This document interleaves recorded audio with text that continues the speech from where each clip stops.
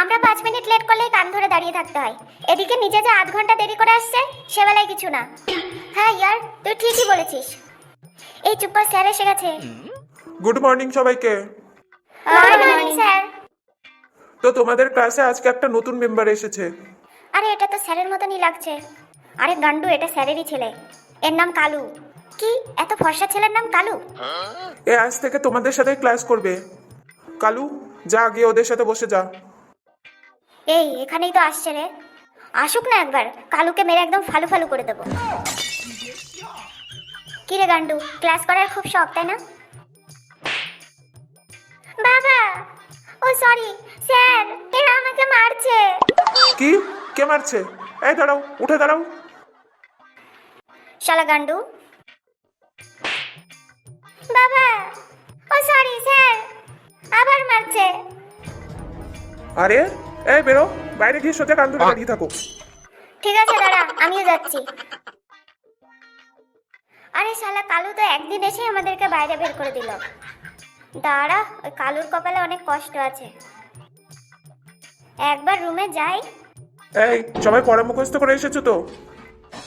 বাবা, ও sorry sir. আরে কি হয়েছে রে? যখন থেকে এসেছে বাবা বাবা বাবা বাবা করেই যাচ্ছে। এই জন্য তোর মাকে বললাম আমার সাথে পাঠাতে না, যেমনি মা তার তেমনি ছেলে। কি হয়েছে? বাবা, I am go to toilet. এটা আবার কোন ধরনের ইংলিশ? মা শিখিয়েছে। 3 বছর বয়স থেকে ছেলেকে স্কুলে পাঠিয়েছে বিদ্যাসাগর বানাবে বলে। I am go to toilet. যাও তাড়াতাড়ি এসো। আরে বাহ, কেমন লাগছে? খুব মজা লাগছে তো? আমাকে মারছিলি তাই না? দেখলি তো বাইরে দাঁড় করিয়ে দিলাম। আবে কালু দাঁড়া, তোকে দেখাচ্ছি মজা। এই পচা ধর তো, চল ওকে নিয়ে চল। আরে কি করছো? ছাড়ো ছাড়ো ছাড়ো। গরম খুব মজা তাই না আমাদেরকে বাইরে বের করা?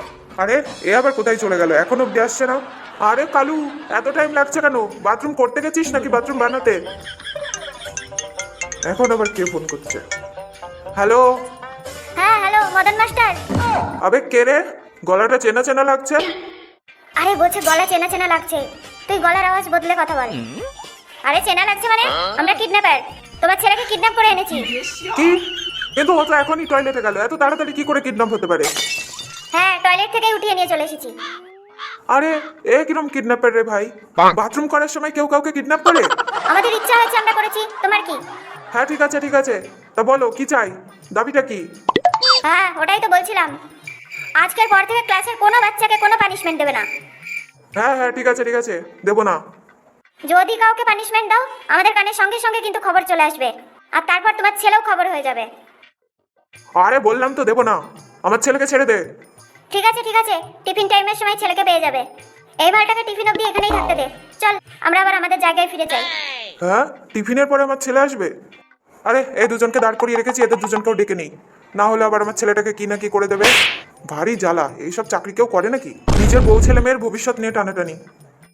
আরে বাবা, কখন থেকে তোরা এইভাবে দাঁড়িয়ে আছিস? হাত পা ব্যথা হয়ে গেছে তাই না? চল চল ঘরে চলে আয়, সিটে গিয়ে বসে পড়। বাহ, দেখলি ওষুধে কিরম কাজ করেছে, সোজা লাইনে চলে এসেছে। আচ্ছা চলো এবার সবাই পড়াশোনায় মন দাও।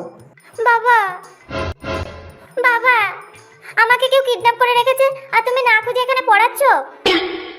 কেন? ওরা যে বললো তোকে একটু পরে ছেড়ে দেবে। কিন্তু ওরা তো ঘরে। মানে? এই যে এই দুজন আমাকে কিডন্যাপ করে বাথরুমে আটকে রেখে দিয়েছিল, বাথরুম পরিষ্কার করার লোকটা আমাকে দেখতে পেয়ে ছেড়ে দিয়েছে। কি? আমার ছেলের সাথে এত বড় বাথরুমি? দাঁড়া দেখাচ্ছি মজা।